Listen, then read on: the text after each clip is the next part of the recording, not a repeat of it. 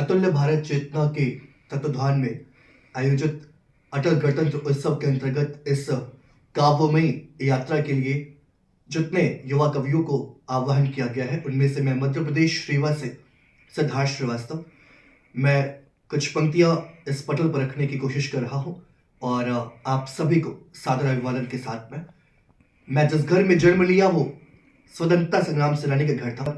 बब्बा freedom fighter और पिता द्वितीय आजादी के आंदोलन में जेल में थे, लोकतंत्र रक्षक सेनानी। मैं उस घर में जन्म लिया, मैं पंक्तियां निवेदन कर रहा हूं। कब मैंने ये कहा कि मैं आफताब हूं, न मेरी हैसियत की कहूं महताब हूं, पर जिसका ना उसूल ना ईमान धर्म कुछ, उसकी नजर में शायद मैं बेहद खराब हूं। अरमान या जोगिंदर, मैं दोनों के साथ खुश, शायद जौन तभी कहता मैं लाजवाब हूं। हुई कोशिशें तो लाख जलाने की, मगर जो किसी आग से न जले मैं वो किताब हूं। चीखने चिल्लाने की जरूरत ही भला क्या, जो खामोशी से दे दे मैं वैसा जवाब हूं। हो गर्व बया दुआ से तरक्की का फलसफा, तो मैं भी कहूंगा बेशक हाँ मैं कामयाब हूं। न सल्तनत है मेरी न कोई हुकूमत, मैं अपने माँ बाप का फिर भी नवाब हूं। और जिस घर में दो पीढ़ी जी देश के लिए, मैं उसी खून से पैदा हुआ इनकलाब हूं। कब मैंने ये कहा कि मैं आफताब हूं। कुछ पंक्तियां और निवेदित है सम्मानित निर्णायक गणों के पास। कोई नहीं कह सकता कि मैं प्यार लिखता हूं, हाँ मैं खुल के कहता हूं अंगार लिखता हूं। मैं जहां जन्मा और पला जिस भारत मां की गोद, मैं उस भारत माता से मिला दुलार लिखता हूं।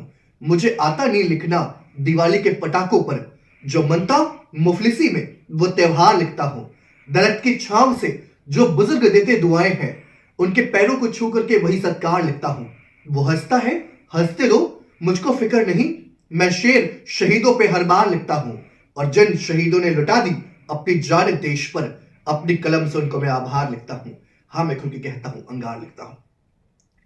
मेरी विधा ओज की है, लेकिन जिस महनीय व्यक्तित्व के नाम पे ये प्रतियोगिता है, कुछ पंक्तियां उनके श्री चरणों में निवेदित है।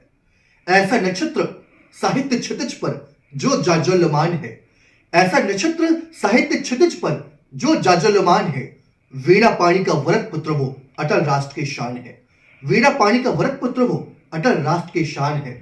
स्वीकार विपक्षी भी करता थी भाषा उनकी मर्यादित, सम्मान विरोधी को देने वाली शैली अनुशासित। इसी बड़े कद के कारण वो हर उर में विराजमान है। वीणा पाणी का वरद पुत्र वो अटल राष्ट्र की शान है। जन्मदायिनी शारदे देवी है शारदे कवियों की मां। जन्मदायिनी शारदे देवी है शारदे कवियों की मां। दो मां का आशीष करता उनका सौभाग्य बयां, लगता जैसे हासिल उनको मां का कोई वरदान है। वीणा पाणी का वरद पुत्र वो अटल राष्ट्र की शान है। और आखिर में कुछ पंक्तियां जो मैंने लिखी, तब में देश में क्या 40 साल 50 साल पहले क्या माहौल था और आज क्या अंतर है, मैं वो आखिर में वो पंक्तियां निवेदित कर रहा हूं। क्या समय था और आज क्या समय आ गया, नैतिकता को बेचने का जुनून सब पे छा गया। देशभक्त सच्चे सड़कों पर सीना ताने चलते थे, और चोर उचक्के छुप छुपाकर गलियों से गुजरते थे। गलत काम करने पर लोगों में डर रहता था, कोई कुछ बोले ना पर मन गलत कहता था। आदर्शों की जो कहानी पुरखों से हमने सुना था, विचार सबने कुछ वैसा ही अपने मन में गुना था। प्रधानमंत्री लाल बहादुर ने कार लिया जो कर्जे पर, उसे चुकाया ललिता शास्त्री ने पेंशन से भरकर।